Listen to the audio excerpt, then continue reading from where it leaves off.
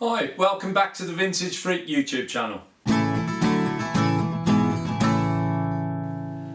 So before we start this video, I have to make it absolutely clear that I'm not a customs and excise or tax expert. The information in this video is based purely on my own research and having spoken to eBay Direct. So please do your own research before you make any decisions about using the global shipping program. To help you out where I can, I have added web links and references in the description below. Today's film is a quick update on the global shipping program issue I experienced when I sold an item to a customer in Northern Ireland. As part of the shipping label process, I was asked to fill out a customs form. Now, I've never had to do that before, so I queried this with eBay and was initially told, yeah, I do have to fill the customs form out. And part of the requirements was to obtain confirmation of identity of the buyer, which I felt really uncomfortable about and wasn't prepared to do. So I cancelled the sale. The customer completely understood. There were no problems, no negative feedback, but I did lose a sale. So I thought, look, I need to get to the bottom of this and check with eBay what the process is. So I've made a few phone calls, and as promised, here's the update. So I've done quite a bit of digging into the terms and conditions for the global shipping program, and I've also spoken to eBay on a number of occasions. Now, everything I'm going to say relates primarily to selling to the EU. This doesn't apply to selling to North America and non-EU countries. So I will do a little bit more digging about selling to non-EU countries and report back to you. As well as speaking directly to eBay, I also had to look through the terms and conditions associated with the global shipping program. So I will use some crib sheets when I'm reading some of the specifics. That hopefully will be helpful for you. Also, I should point out that given we've now got over 100 followers on this channel, which is absolutely fantastic, this subject really relates to sellers based in the UK and sellers who have registered for the global shipping program. So most importantly, having spoken to eBay, I can now confirm that as long as you are part of the global shipping program, you do not need to fill out any additional customs forms. And I'll just read from their terms and conditions the precise statement that clarifies this.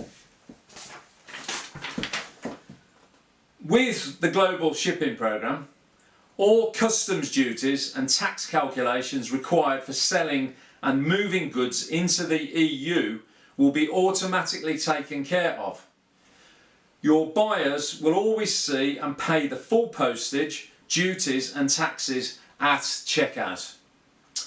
There are no extra charges when the item arrives at your buyer's European delivery address. So that obviously relates to selling directly into the EU from the UK. They continue.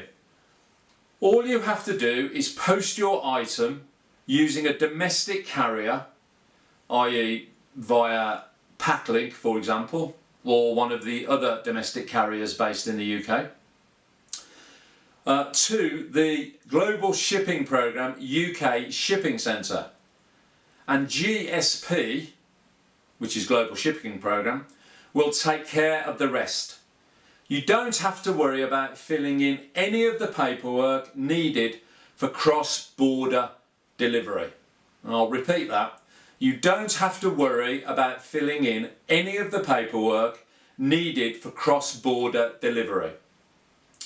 GSP calculates the international postage as well as the duties and taxes payable for European shipments.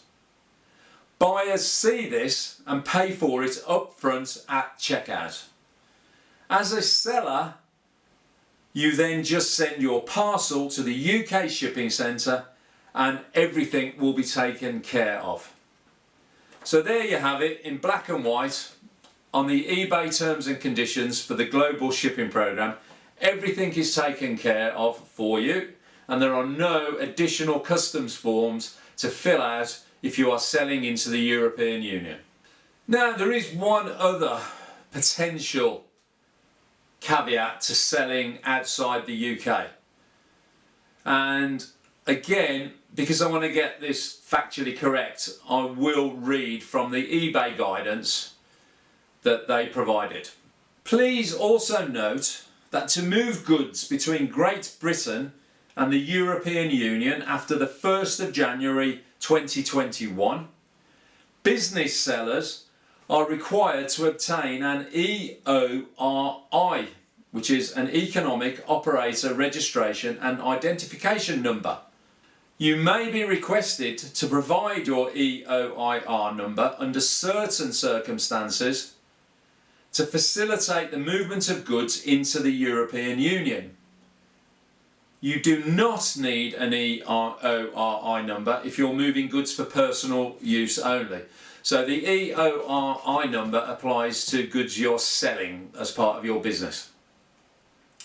Now, I'll add a link to where you can obtain this EORI number in the description below. But just for the record, it is www.gov.uk/EORI. You may need an Economic Operators Registration and Identification Number if you move goods between Great Britain, which is comprised of England, Scotland and Wales, or the Isle of Man and other countries including the EU, between Great Britain and Northern Ireland, which is interesting because that relates back to the original problem I had when I made the sale to my customer in Northern Ireland, between Great Britain and the Channel Islands, and between Northern Ireland and countries outside the EU. So I've been onto the EORI government website, and there is a whole list of terms and conditions, requirements, frequently asked questions. So I do advise, if you are a UK seller, that you go onto that website and check out whether or not you do need the EORI number. The website itself is pretty straightforward to use and clear, and to reiterate, I do recommend you check it out before you register for the global shipping program. Other conditions to be aware of if you're going to use the GSP are the weight and size restrictions. You can't send anything that is in excess of 30 kilograms.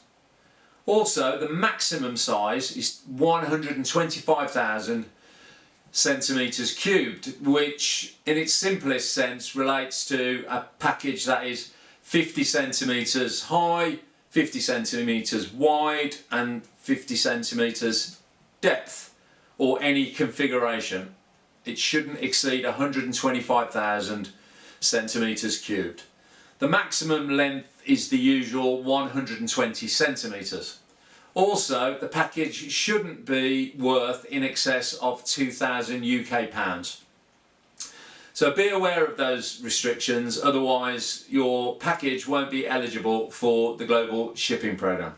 I hope that you have enjoyed watching this film and that it has answered some of the questions you may have had regarding the global shipping program and selling items to customers in the EU. As ever, take care and stay safe, and I look forward to seeing you next week. If you have enjoyed this video and you would like to support our little channel, please like, comment and subscribe.